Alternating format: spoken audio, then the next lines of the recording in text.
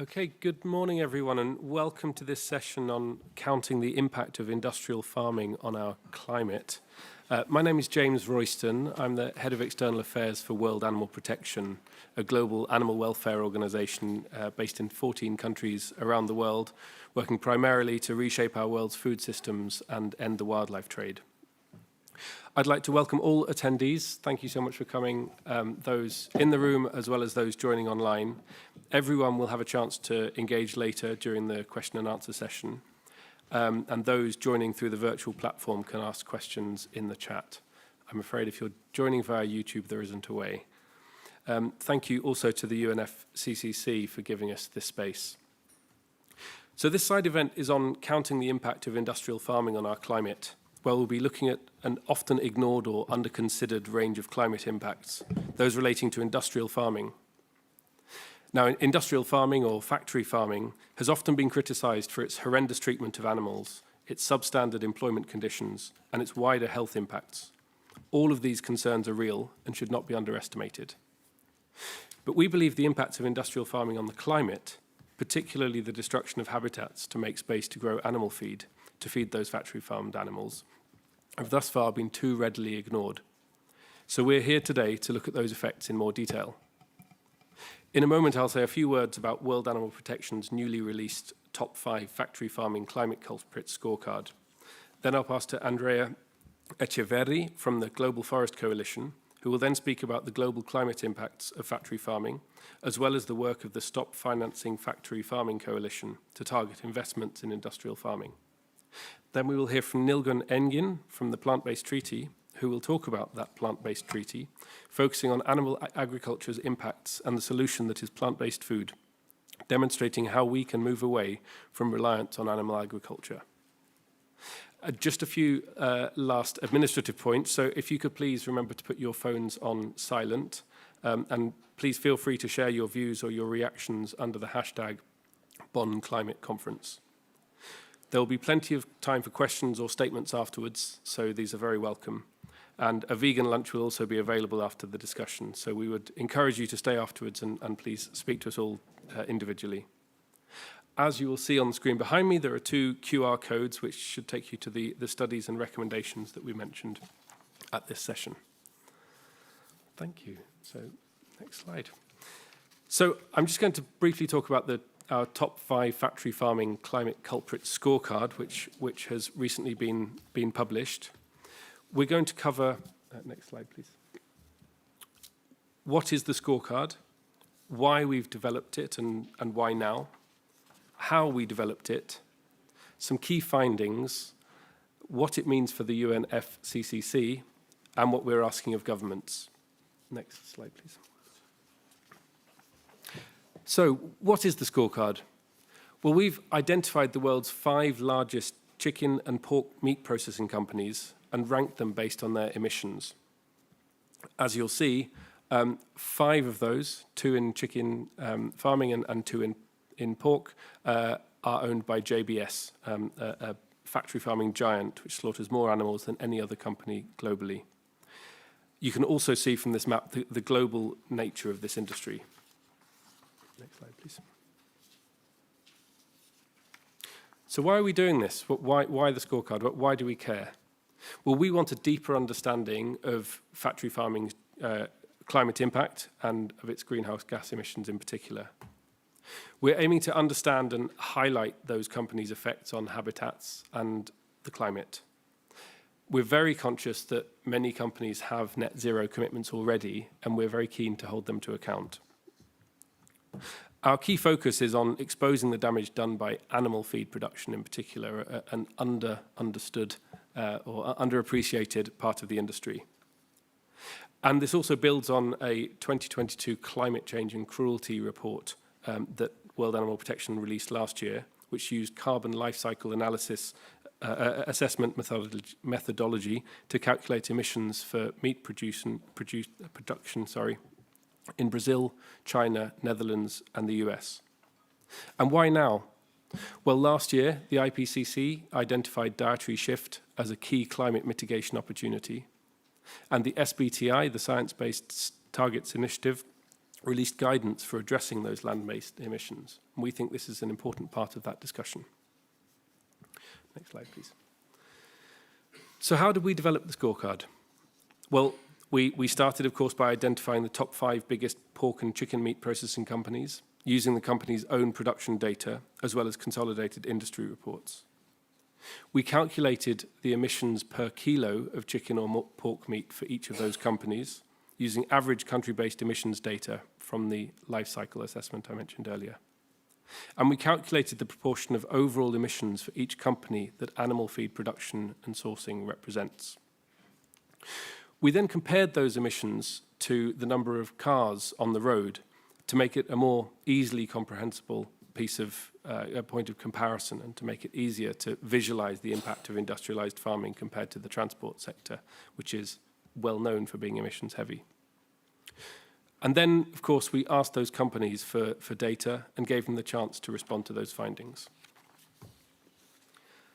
So the findings themselves. Well, we found that the top 5 producers in pork and chicken meat slaughtered 150 million pigs every year and 11.5 billion chickens.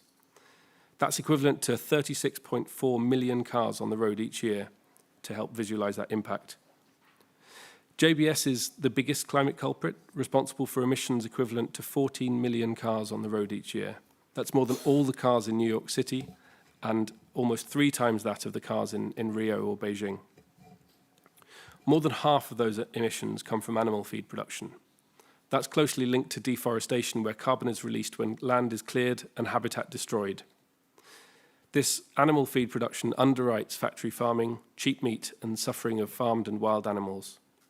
And most agricultural land is not used for grazing, it's used for animal feed. Next slide, please. So what does this mean? What does it mean for the UNFCCC while we're here? Well, it's obvious that agricultural emissions need urgently addressing. I think that is growing in its prominence in the global debate. Factory farming, though, is a huge component of those emissions, especially animal feed. And this is a wider problem, of course, than the 5 chicken and 5 meat producers that we've highlighted today.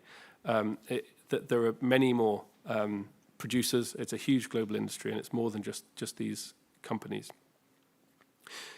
We believe that food systems need to change, and they need to change to humane and sustainable systems, one with far fewer animals being farmed, and that those that are being farmed being held to higher welfare standards, and where non-animal protein is the norm. We also believe there needs to be a moratorium on factory farming to cap global emissions at their current level and begin to decrease that. And of course, civil society representation is really essential, representing many of those who are hardest hit by these farms. Next slide. And what do we want governments to do? We'd like them to acknowledge the climate and environmental footprint of factory farming, which seems an easy first step. We'd like them to tighten regulations on deforestation in imported products, including animal feed or meat and dairy. We'd like them to strengthen animal welfare regulations and environmental regulations on factory farming. We want them to encourage plant-based diet diversification, for example, through redirection of subsidy support away from factory farming and towards humane and sustainable food systems.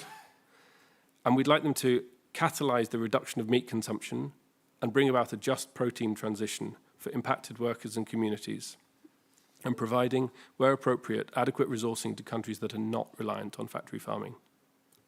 And finally, we'd like them to commit, via their NDCs or national adaptation plans, to cap the footprint of factory farming at its current level, reduce the footprint of factory farming, and transition out of land-intensive sectors altogether. Thank you. So that's the overview of our scorecard. I'm happy to answer any questions at the end. I will now pass over to Andrea. Andrea Echeverri represents the Global Forest Coalition and is a Colombian working and living in the countryside there. She's an environmentalist and feminist and has dedicated the last 12 years of her life to environmental justice.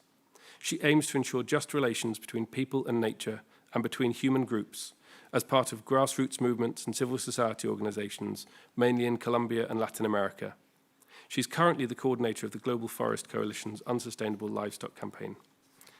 And just before Andrea speaks, we're going to show a quick video that relates to the Stop Financing Factory Farming Coalition, of which World Animal Protection is also a part.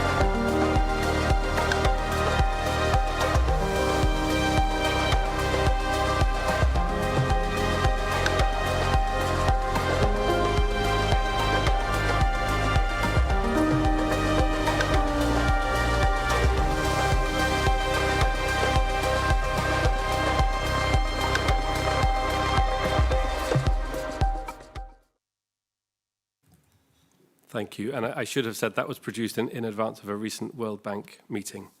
Okay, I'll now pass to Andrea Echeverri.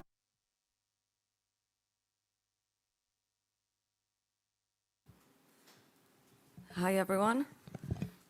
Thanks a lot for being here.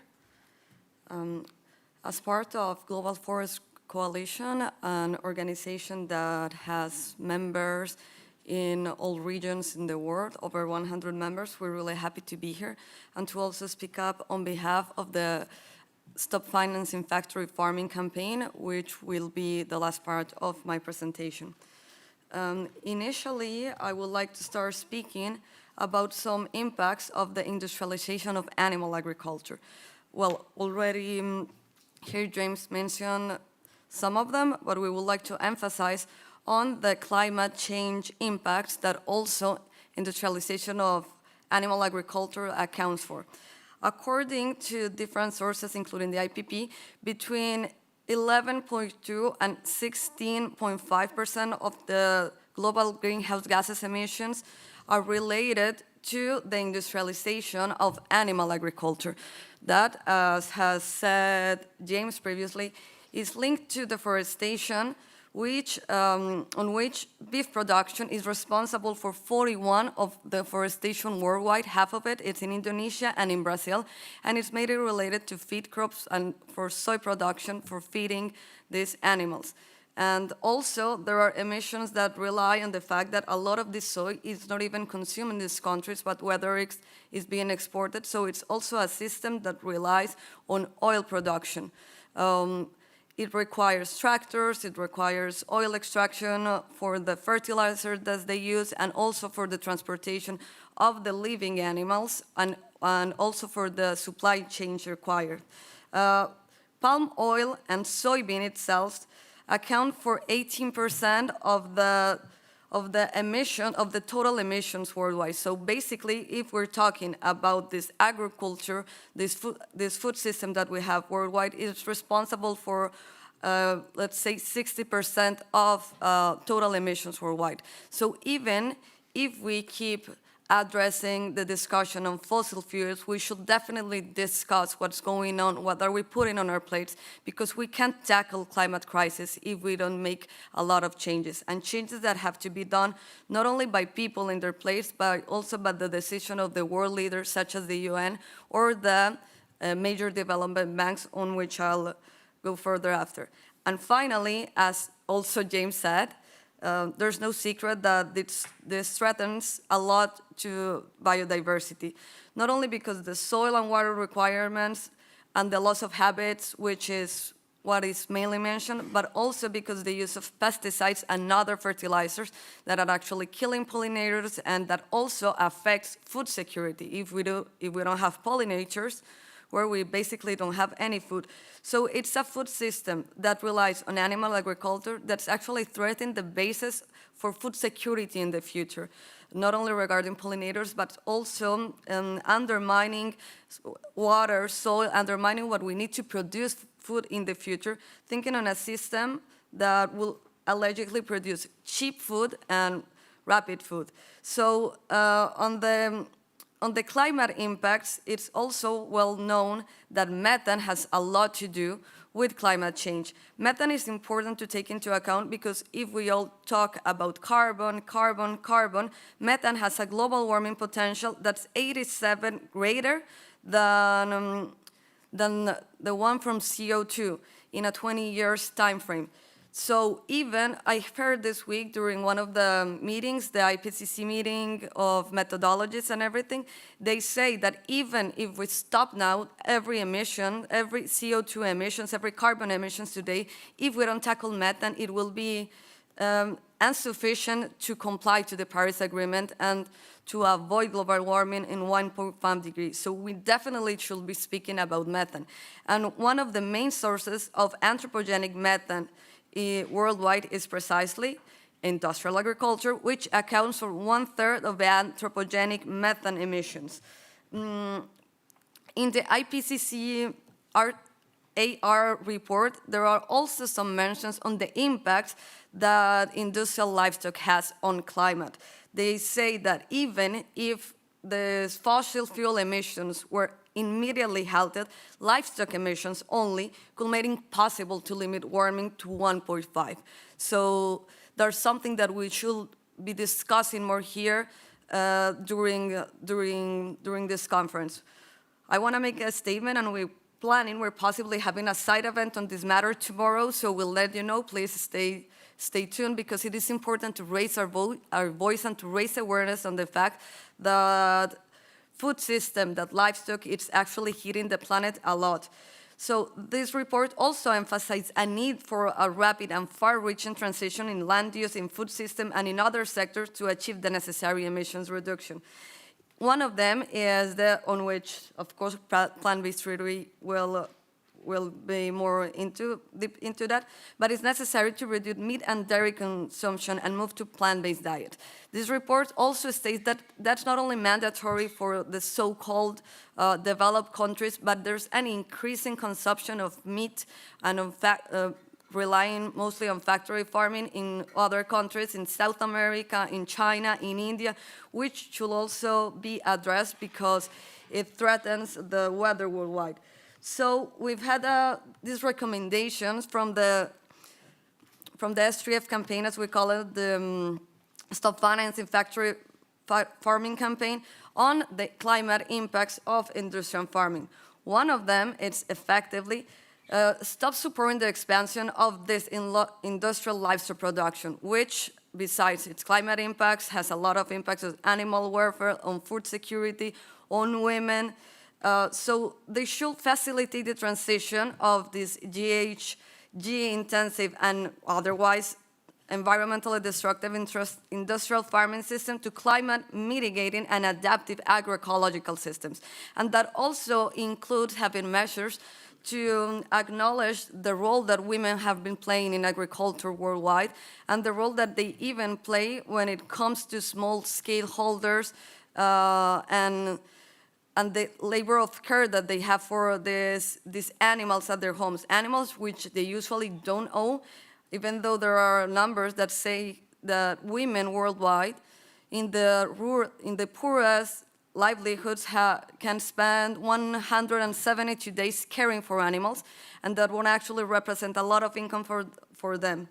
The other thing that we suggest is to strengthen the mitigation requirement for all animal agriculture investment, and also the adaptation requirements, because it's also well known the nexus and the threats that might come from extreme climate weather events, such as floods that might pollute water for people that live near the farms, or that might lead to the spread of diseases and other stuff.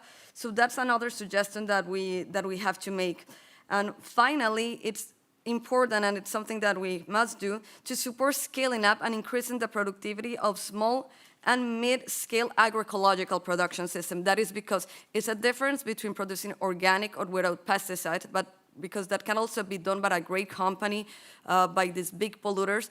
But we also need to support this small and middle-scale agroecological production system that do not rely on fossil fuel, that will be consumed locally, and that do not require more oil extraction. And finally, it's important to acknowledge the need for and support critical demand-side shifts, such as the meat consumption reduction, and guarantee access to land and subsidies to women. We have been mainly speaking from the campaign, the other slide, please. We have been mainly speaking from the S3F campaign to the major development banks, because they're basically who provide the means of implementation for a lot of measures and a lot of decisions that are taken that are taken under this space. So the European Bank and the European Bank for Reconstruction and Development, the European Investment Bank, the IDB Invest, have actually expanded after signing the Paris Agreement, their investment in factory farming, and moving it to other countries such as Latin America, Asia, and Africa, where it hasn't been done. For instance, they invested $4.6 billion in the sector between 2010 and 2021, and that was basically done to help extend the global reach of some of the world's largest meat and dairy production, including Smithfield, Danone, also great polluters, and some banks have dramatically ramped up their investment in factory farming.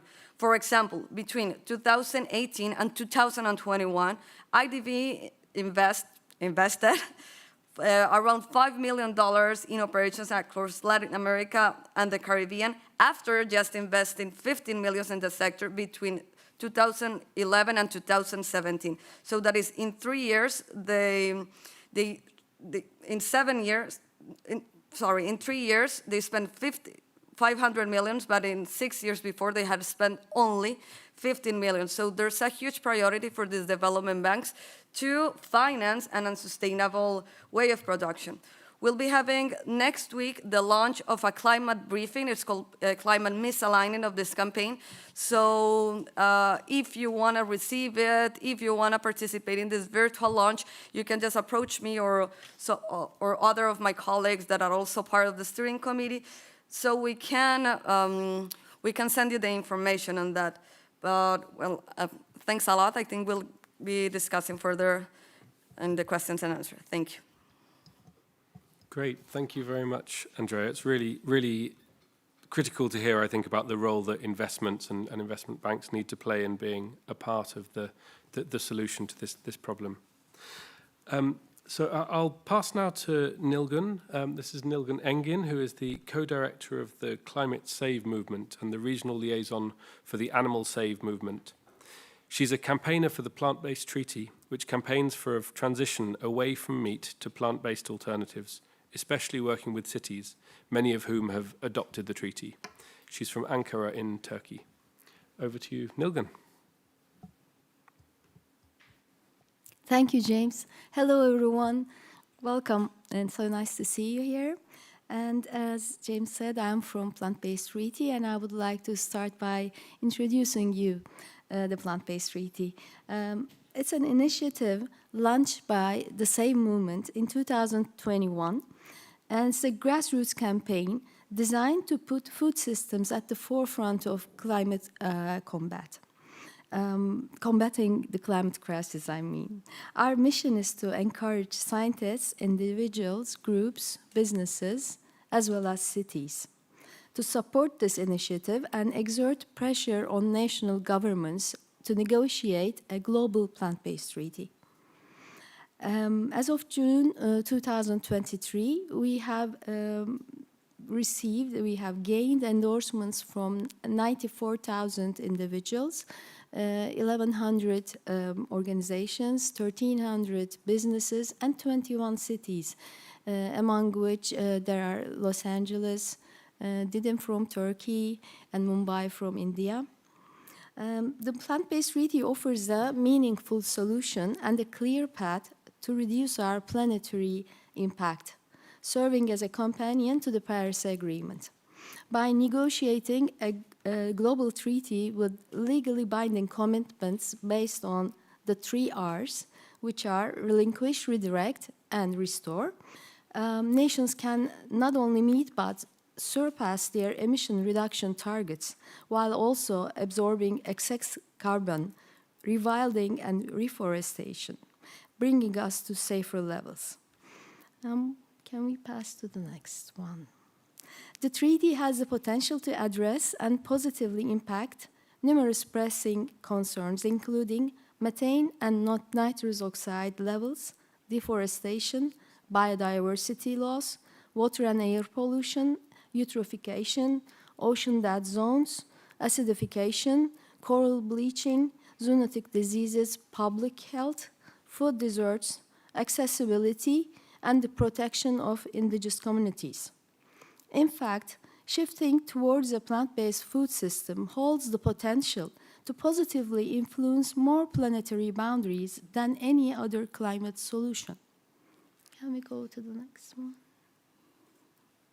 It is clear that addressing fossil fuels alone will not be sufficient in tackling the climate crisis. We must also take action on our food systems. The plant-based treaty comes into play here. First, we must relinquish current trends in animal and agricultural expansion for meat and dairy. And second, we must redirect current consumption patterns and resources away from animal products to sustainable, regenerative plant-based food systems. And third, we must restore and rewild degraded critical ecosystems and bring back carbon sinks. Greenhouse gases such as carbon dioxide, methane, and nitrous oxide are at record levels and rapidly increasing, with animal agriculture being a major contributor, particularly to methane and nitrous oxide emissions on a global scale. Animal agriculture alone is responsible I'm so sorry, for up to 40% of human-caused methane emissions. Renowned IPCC expert reviewer Dr. Peter Carter states that it is ethically imperative to eliminate unnecessary methane sources promptly, making global veganization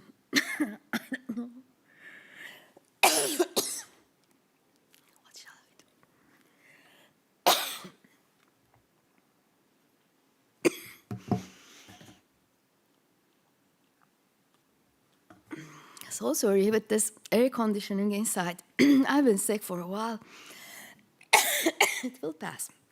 So Dr. Carter says, we need global veganization and global imperative, survival imperative. That is crucial.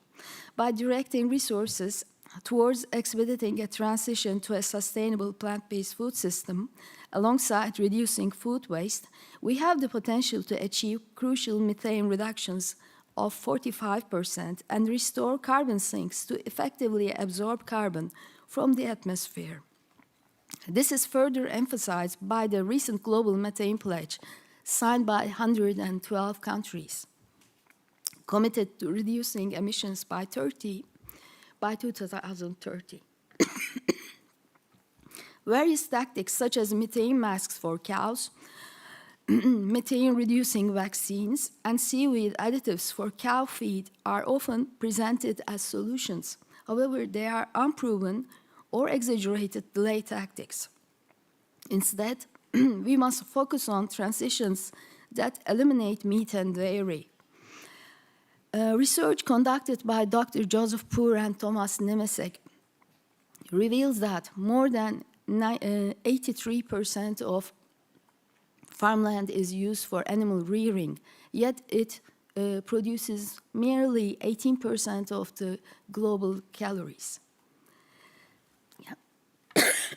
Water scarcity and drought are pressing issues aggravated by animal agriculture. The industry's heavy water print and unsustainable practices contribute to the degradation of water sources, compromising their quality and availability for both humans and ecosystems. By shifting towards a plant-based food system, we can alleviate the strain on water resources, promote water conservation, and contribute to long-term sustainability amidst growing water scarcity and drought challenges. Next, please. During COP26, the Declaration on Forests and Land Use was signed by 141 countries, committing to conserve and restore forests and terrestrial ecosystems, while incentivizing sustainable agriculture, promoting food security, and benefiting the environment. Restoring ecosystem services such as CO2 sequestration is crucial to mitigate further contributions to the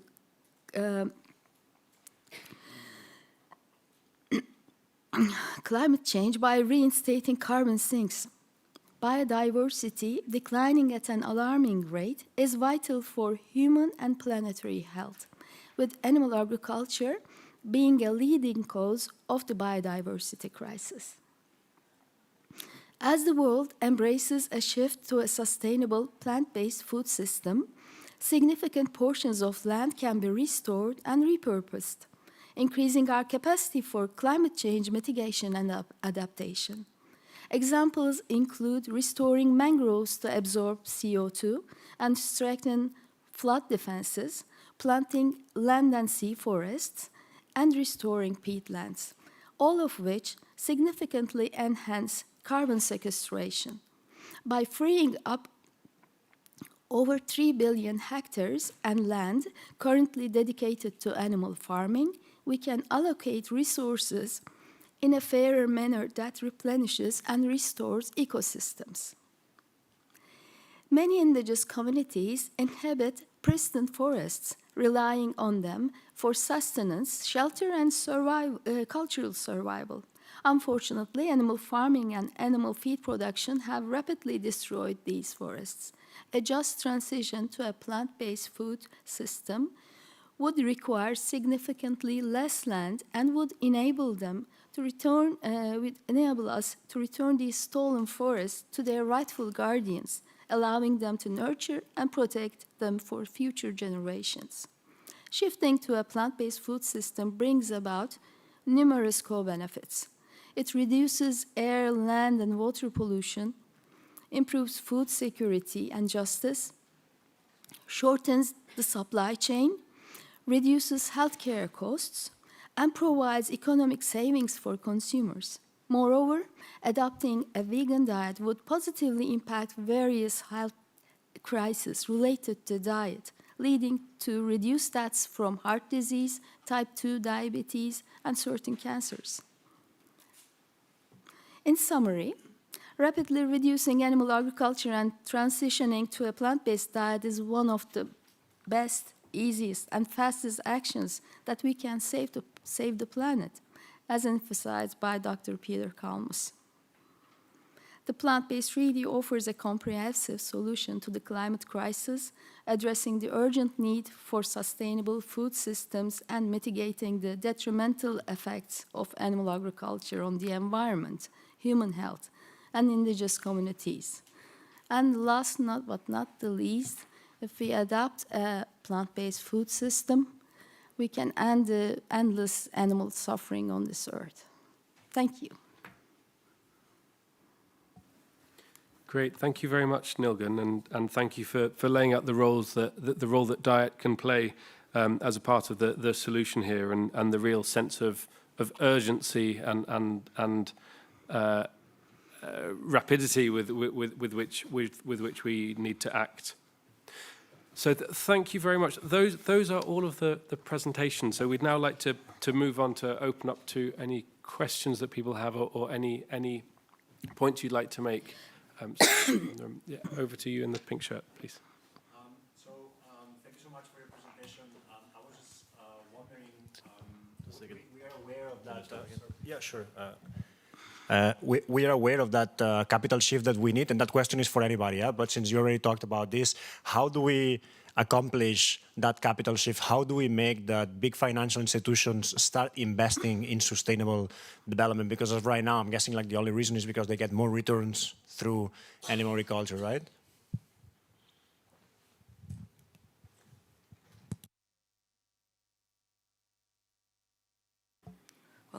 Thank you. That's actually one of the things that the STRF campaign has been trying to address, because right now there's a rate of return, let's say, that's attractive for investments, but it won't be like that in upcoming years. There are every time more and more threats to feedstock, to livestock itself, and you can take that on that. For instance, this version of the aviar fever that affected Asia last year, and where a lot of animals had to be sacrificed or died out of the disease. And besides the impact that it had, well, even on wildlife and everything, it was a loss of around $60 billion. So it's something that's still rentable, but it won't be in the future. So it's having some calculations to prove that it won't be a good business in the future, and it will be more effective to invest on agroecology or investing on food security.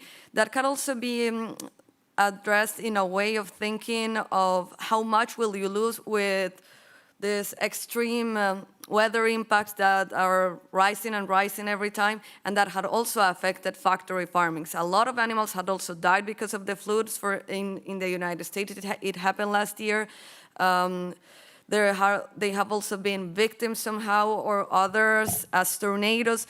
So it's getting more and more expensive to have these investments, because the main point of factory farming and the way MDB is promoted is having cheap food to have food security, but that doesn't happen either. So it's a matter of inversions are not longer having this rate of return that will be appealing, and also it doesn't address food security. So there's a research that should be done on maybe calculating how much will it cost to keep this investment, or to shift to other type of investment that might be more sustainable, more just to people, to human, to women, to indigenous people. I don't know if you would like to say also something on that matter, because World Animal Protection is also part of the campaign and they might something to complement. Yeah, thank you. I think the only other point I would make is that whilst you're right that kind of investors care about returns and making money, that's not particularly on the point of multilateral investors, the only criterion. That there are lots and lots of criteria that different investments need to meet, and so whilst I think Andrea is right that the kind of profitability of it will change over time, it can't be the only thing that's considered by investors. Mm-hmm. Yeah. Thank you. Okay, any further questions? I'll come to you at the back, because I saw your hand first. The lady at the back, please. Hi, my name is Kim O'Dowd. I'm with the Environmental Investigation Agency. I work on the Global Methane Pledge, so it was great to hear you do specific points on methane. As you said, when you look at the action plans of countries and policies that put in place in agriculture, they focus a lot on technological fixes. You said vaccines or feed additives, etc. I wanted to know if you were aware of any countries that put in place policies that are going in the right direction to promote more plant-based diets, or maybe incentives to consume plant-based diet, etc., etc. Just to hear a bit about positive news, I guess. Thank you. Thanks. Nilgun, please. Thank you. Thank you for the question. I know several countries in Europe, they are working on these policies, but as of Turkey, I can give some example of what we are doing. As Didim endorsed plant-based treaty, we started to work on plant-based treaty 1.5, where they would make concrete steps towards a plant-based future. Apart from all others about human lifestyle, they have decided to invest in a veganic farm, which in the area we will have some calculations as a start about the water, land, and air pollution. And then after starting the veganic farm, we will have a second calculation to compare the difference of these emissions and pollution levels. It has been already started in another part of the country in Hatay, but unfortunately we had the earthquakes and we needed to stop that. Our environmental department has a unit to check these, and we are hoping to present a report by next year about these. Therefore, yes, we are being supported. Our demands are met by some municipalities in Turkey. Not the government yet, but municipalities have great authority over the land use and etc. So I think it covers your question. Okay, thank you very much. Please, sir. Thank you for the presentation. You mentioned that the IPCC say that is reducing CO2 emission will not affecting without reducing the methane. I'm just wondering if you have any idea about the contribution of the industrial farming on methane emission compared to that from fossil fuel. If you have any idea about the percentages, which one is affecting more? Well, to talk about the emissions, you will have to talk also, as Nilgund said, about nitrous oxide, about carbon, and also about methane. We have the numbers and the figures on methane, which, as I told you, from the methane pledge, it accounts for 1/3 of the total emissions worldwide. If you go through the carbon footprint, to call it somehow, you will have to take a deeper look into the whole supply chain, because it's deforestation, it's also the transport for the tractors, the fossil fuels that will be actually accounted on it, and I don't think there's a comprehensive methodology on the IPCC to include the whole chain of supply on that.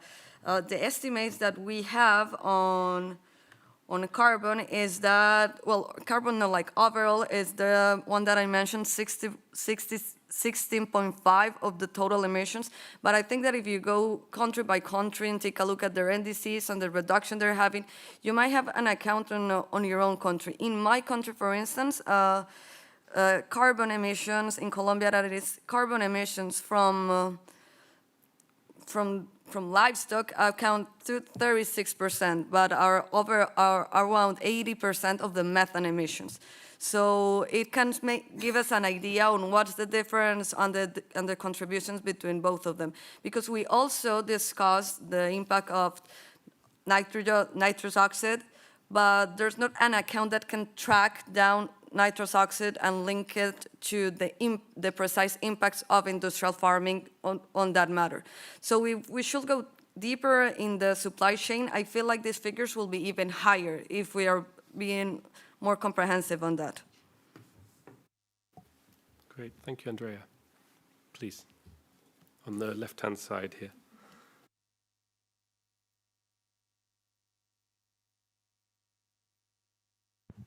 Thank you, and thanks for the presentation. My name is Siebrich Smit. I work for a New Climate Institute, and one of the authors for the Corporate Climate Responsibility Monitor. We look at the integrity and transparency of net zero commitments. Also looked at JBS quite a bit, and Nestlé. I was wondering, a question to James, why did you look only at pork and chicken for your scorecard? What data did you use to come up with your emissions estimates? Because it's always quite difficult in my experience, so, and with lots of accounting tricks from these companies. Thank you. Yeah, thank you. Great questions. And For detail on the data, I can direct you towards the QR code behind me, but there is a technical version of the report as well, which unpacks a lot of that.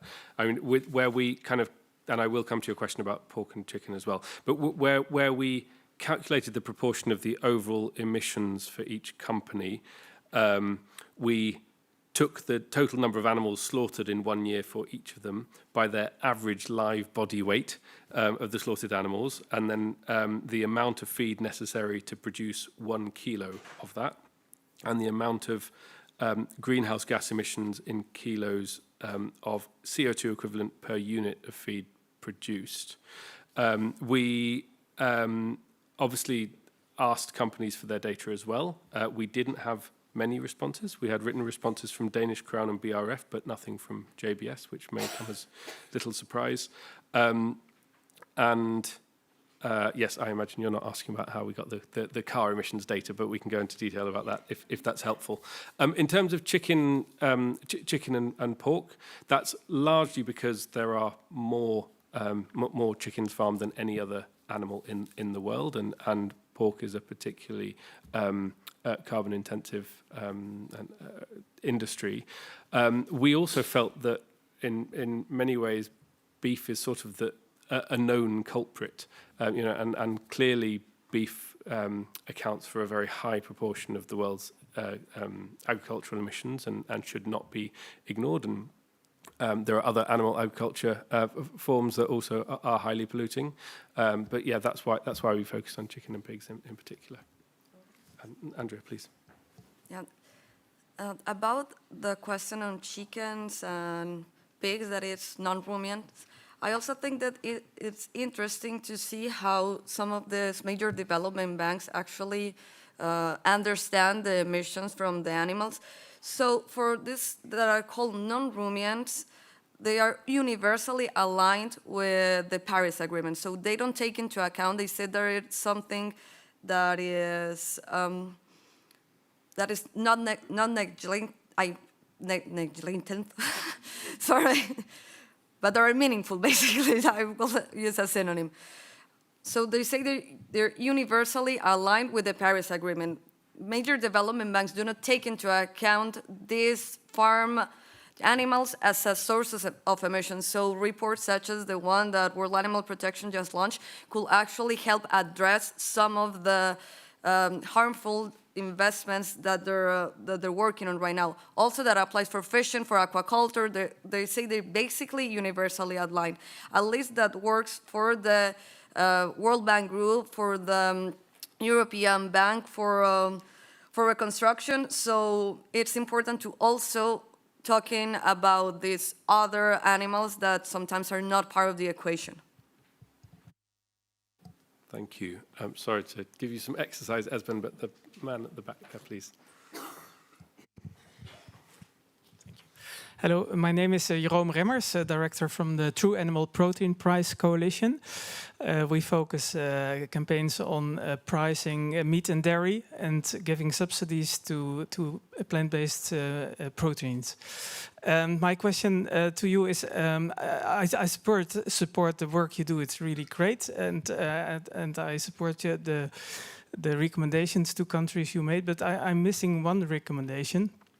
And that is taxing meat and dairy. Why is it not part of the recommendations? Or maybe it is, but I didn't hear it. Because, well, if countries want to reduce some kind of consumption, then you tax it, like alcohol, tobacco. But you can do it also with meat. And when you want to increase it, you can subsidize something. And it's done in the energy transition. It works very well. It's efficient. It's fast. And when there's an urgency, and there's a climate urgency with meat and dairy consumption, it's growing fast and we need to go down, then I think taxation is really important. And another question to you would be, it's also about the urgency, and low-income countries and small island states are hurt most because of this meat and dairy consumption, which now already includes 20% of all global greenhouse gas emissions, and this contribution will grow with business as usual. So I was thinking about a letter signed by low-income countries and small island states that they will not sign any climate agreement anymore if rich countries and countries that eat a lot of meat do not take this serious and start policies to reduce meat and dairy consumption and production. And I think this kind of letter and campaigning would be needed now that low-income countries say, just like last year, that they will not sign a climate agreement if loss and damage is not included in the climate agreement, that now this topic is targeted and they will block signing any agreement if high-income countries do not take this problem on the agenda. And taxing meat and dairy could be one of the options. It was also mentioned in the last IPCC report. There was a call towards high-income countries to start taxing greenhouse gas emission taxes on meat and dairy. So it's already there. And some countries like the EU but also Denmark and New Zealand are already making preparations for it. So it's an option, and we should support those options, I think. But I'm curious to know what you think about it. Thank you. I'll start with Nilgun. Thank you for the question and for supporting the cause, Jerome. I mentioned about our 3 demands, which are relinquish, redirect, and restore. I didn't go into the details, but I would like to read now about the taxes. We demand redirection away from, let me read it. Introduce a meat, including fish, and methane tax with proceeds funding restoration of land destroyed by animal agriculture. It is included in our demands. And we demand also subsidize fruits and vegetables to make whole foods, plant-based diet more affordable and end food deserts that hurt low-income communities. I can give you details after the meeting if you would like to. There's a whole bunch of demands just under the line redirection. Yeah. Thank you.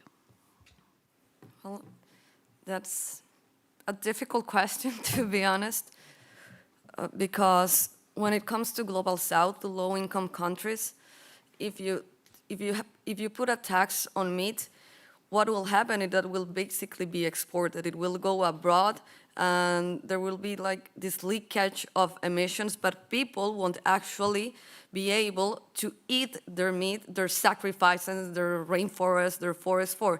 So it's also a matter of understanding how do we think on colonialism, on having a food system that's fair for the future.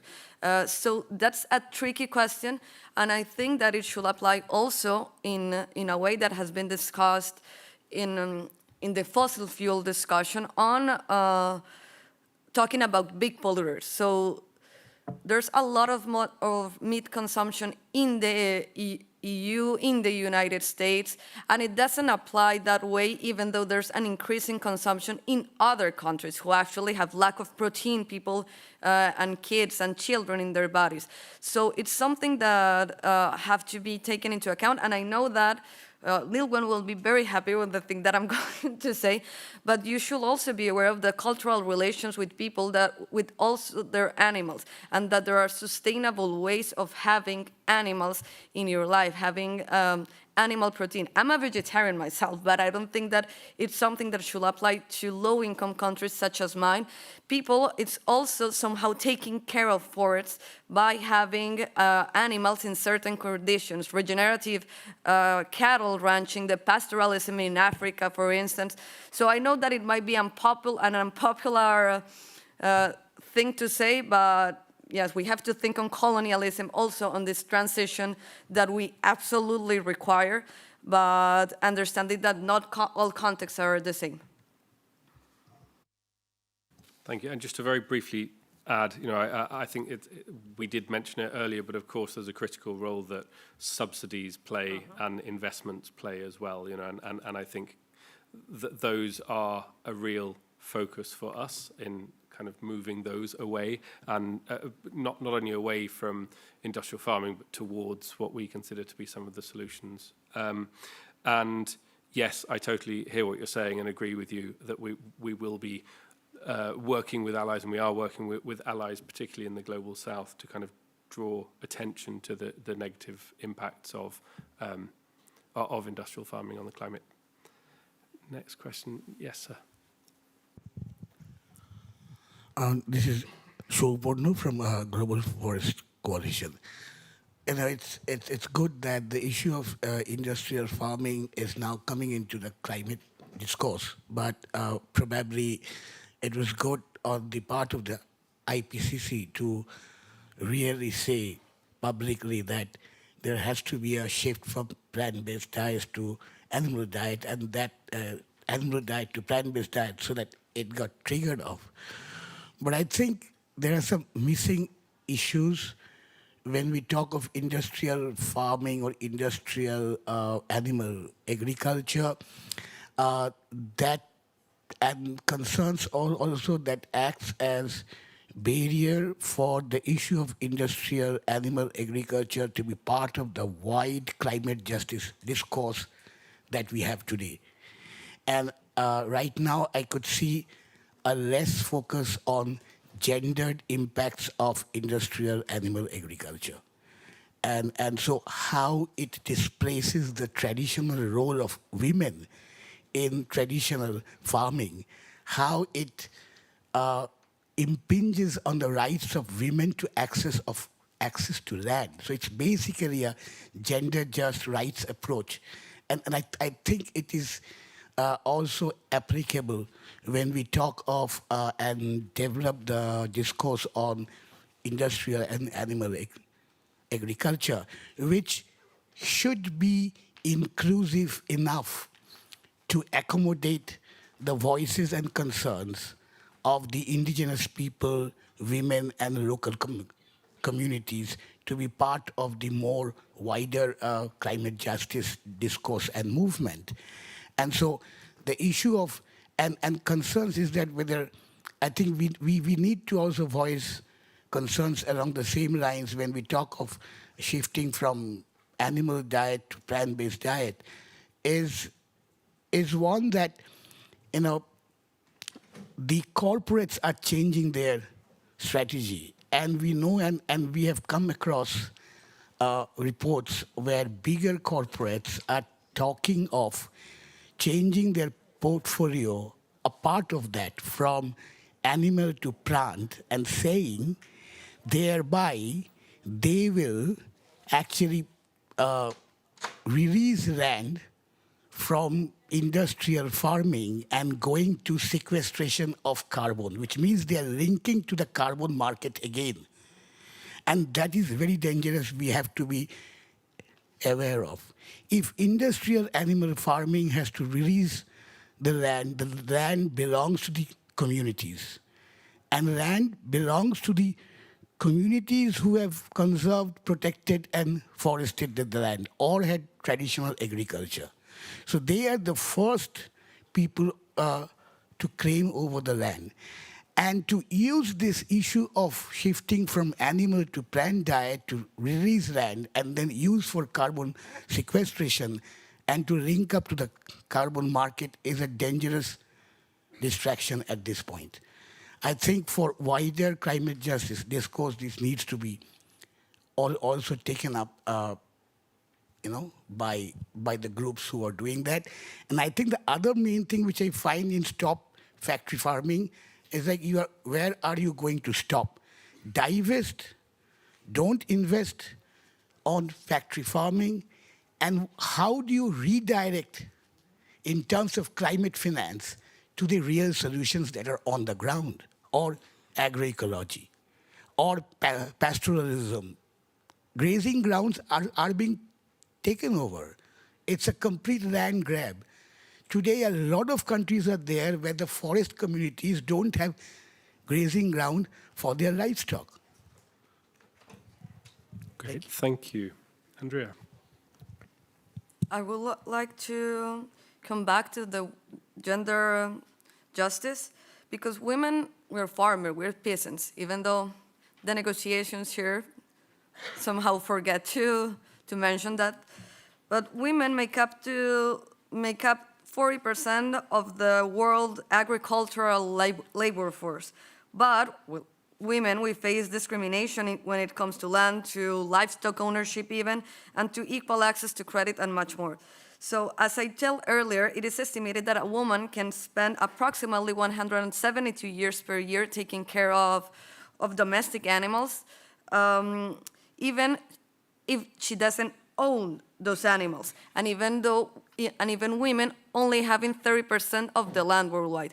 That's also a barrier for accessing loans, because women only get 1% of the agricultural loans worldwide. And that's also, well, yes, lack of titles, lack of cultural things that can make possible to access. And factory farming, it's also displacing women from their traditional places, because they can go sometimes, they can't even, well, I mean, there's land grabbing, as Suparna said, but they're also experiencing other types of violence. I think you all have heard of, or probably have heard of, this book called The Jungle, where there was also shown a link between the slaughterhouses in Chicago and the rise of domestic violence towards women. It was stated that due to the fact that basically men were facing all day this violent activity, they became more violent, and fights among them and drinking problems also went higher. But when it also came to domestic abuse, there was a link, and there's a link that has been on the air for quite a while, around 80 years discussion. So there are things that might not be so evident, but there are also gender impacts on factory farming and relations that are not so clear at first sight. Great, thank you very much, Andrea. Are there any other questions in the room? We have a few that we've received online. No, in that case, I will ask the first that we've received online. Oh, sorry. Max? Okay, we'll come to one of these first. So we've got the question, how would reducing factory farming impact food security? Nilgun?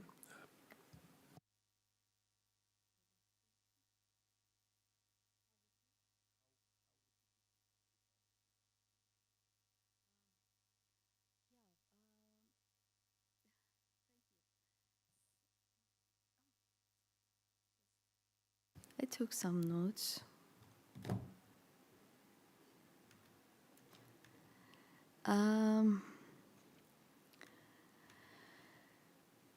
The thing is, when we stop animal agriculture, many side effects, such as zoonotic diseases, many side effects, such as land and air and water pollution, would also decrease in a greater amount. And the food security that we are talking at the highest level would come to our lives. We can provide better answers, I mean larger answers after the side event, I guess, because my notes are not right here for further references. I would like to give real references how we can calculate this. Yeah, that's something that's very clear, because, as Nilgun said, it's not an effective food system relying on meat. You invest a lot of energy into producing meat, oil energy that also comes from the crop, and then you get little calories. I also have those notes, but I don't have them here, but you can calculate how many calories you get from every kilo of meat, and how many calories were actually required to produce it. And that also applies for the protein. And as there's a huge land grabbing on the production for the feed crops and for livestock, for grazing also, it should be more land available for producing food for people, not for cows. So when we talk at least about cattle ranching, it will enhance food security. Because another thing that we have also note is that food security worldwide is failing. The FAO talks about 80 million people who suffer from hunger. So, 800 million people who suffer from hunger worldwide. So it's a system that has systematically failed, but keeps repeating the same mistake that it has had.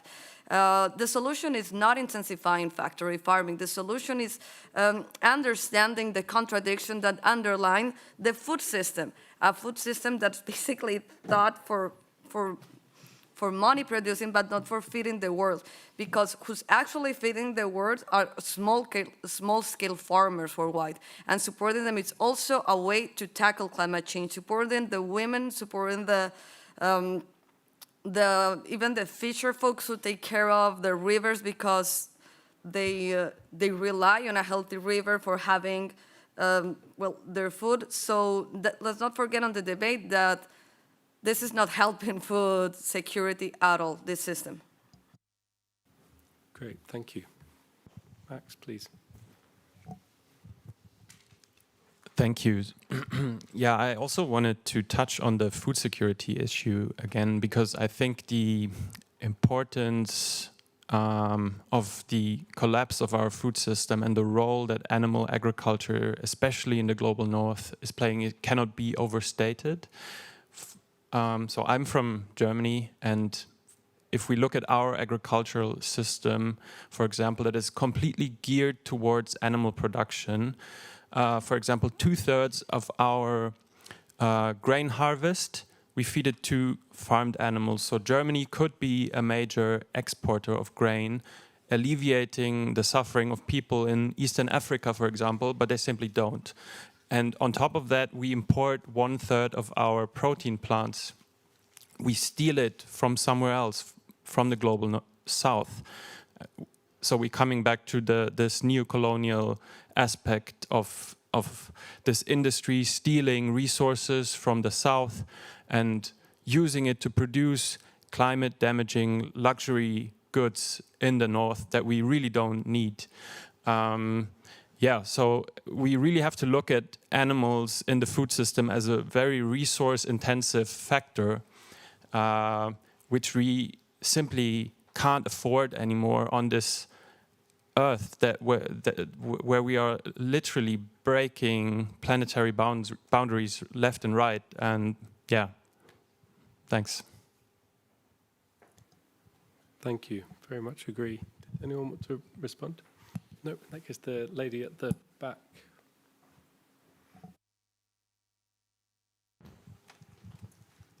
Yeah, hello everybody. My name is Jutta Gruber-Mannigel. I'm coming from the German Federal Environmental Foundation. Thank you for your presentations and for the astonishing data. We are a foundation which fosters projects, solution-oriented projects, especially in small and medium-sized companies. And my question is, when you talk about the transformation of the industrial farming industry, it is a story about, for some, like in Germany, for instance, for the farming association, it's often told as a story of loss. So my question is, how much time do you spend on talking about stories of win, about stories of hope, about positive narratives? Like, how much do you spend time on, talking about positive implementation stories? Because I'm coming from Germany, maybe you've heard about the heating discussion at the moment, and it's focusing on social issues, social questions, and in order to implement the necessary transformation, I think it is really important to tell stories of hope, and how do you address that? And that is important to tackle the social issues in a positive way.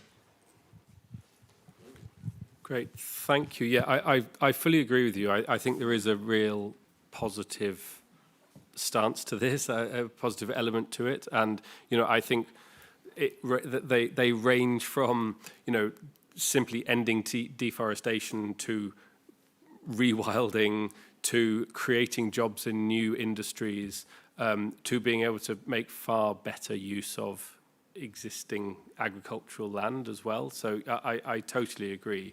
I think you touched briefly on kind of what industry would say, and of course industry is likely to be affected if our recommendations are upheld. But we do also want to work with industry to ensure that they are part of that they are part of the solution.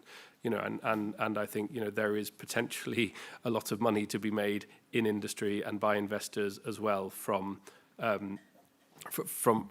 plant-based products, for example, but also from a healthier planet, frankly. I think Andrea also wanted to talk about a recent win. A precise one. Last year, the STF campaign engaged into opposing a loan for Marfrig, that's the giant beef industry in Brazil. And the IFC wanted to loan Marfrig, a corporation who already has a lot of money, $200 million. And there was this pressure campaign pushing against that, and they actually denied the loan. We're not sure if that had something to do with what we did, but we even got replies for the banks, and they take into account the considerations that we sent. So we can't somehow engage with banks to try and change their policies. There are ways of doing so. Thank you for the question.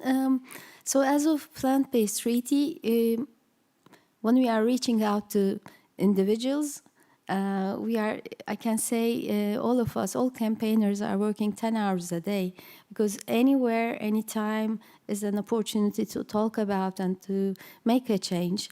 But every individual is also a part of an organization or a business or a part of a bigger institution, such as governments. This is how we approach and never stop talking about the wins like Didim, as I told in the beginning. And when hearing such examples, I think people are motivated and encouraged, and we all need hope. The numbers are not good. The reality is no good. And the scenes coming from New York is no science fiction movie. So we need urgent action right now, and every one of us is a delegate for that among our society, in our families, everywhere we are doing it. And I have hope. Plant-based treaty has hope. Thank you. Thank you. Well, I think that's a really nice note to end on. We're just on the hour, so thank you all so much for coming. Thank you to Nilgun and Andrea for your really interesting presentations and responses. As we mentioned at the beginning, there is a vegan lunch served outside. You're all very welcome to join, and it would be lovely to continue the conversation outside. And thank you very much to those of you who've joined online, and I'm sorry we can't offer you a vegan meal. Have a lovely rest of the conference. Take care.